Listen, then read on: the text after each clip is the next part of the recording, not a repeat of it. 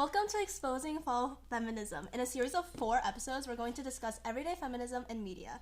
Feminism can be represented in visual media in both positive and negative ways, with different nuances and a lot of duality in online and popular feminism.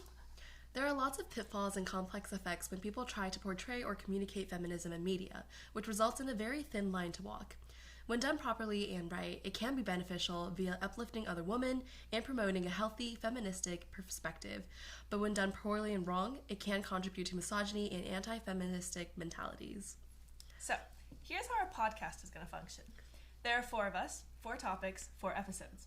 In episode 1, Cece is going to share her insights regarding feminism and social media, specifically TikTok, with Kelly, and then we'll discuss as well as tie into the overarching theme of this podcast. In episode 2, Kelly will take Cece's spot as lead and share her insights using a different TikTok video and trend. Then, episode 3 and 4 will be led by Danika highlighting the pertinence of popular feminism and misogyny within Gilmore Girls, and by me, Alejandra, sharing my insight regarding feminism and the Queen's Gambit. We'll end off with a small outro and a goodbye from your lovely cast. Now we'll go ahead and introduce ourselves along with a more detailed summary of the topics we'll be discussing in later episodes. My name is Cece, and I'm going to be focusing on social media, specifically TikTok, and how the trend "what I eat in a day" has underlying implications which can be revealed through the comment sections, the content, and the video details of the content posted. Outside of that, I focused on the idea of echo chambers as a result of TikTok's algorithm and how social media as a whole propels this trend forward.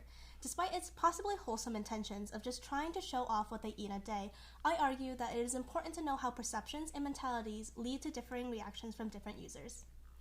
Hi, my name is Kelly. Jumping off of Cece, I'm going to be focusing on TikTok and analyzing the hate and backlash that stems from feminism in social media.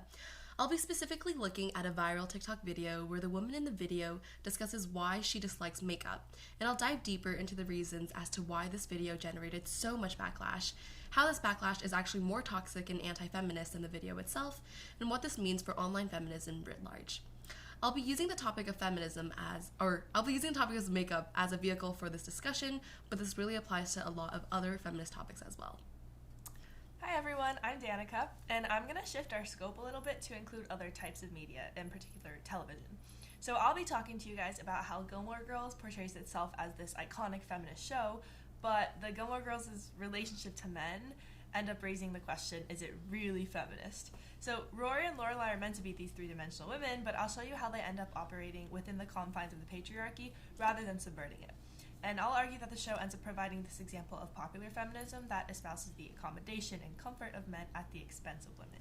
Hi, I'm Alejandra, and I'll be also discussing film and TV, and discussing the positive side of popular feminism by analyzing the portrayal of the main character, Beth, in the Netflix show The Queen's Gambit. There's a lot of debate on whether it is a truly empowering show or one of the many that fail to accomplish the feminist agenda and end up complying with the male gaze. We will talk about some scenes, and I will argue that it is an empowering show as Beth is a complex, multidimensional female character who breaks the mold of how women are portrayed in traditional media by being powerful, attractive, and intelligent. Thanks for watching, and we hope you stick along with the rest of our podcast.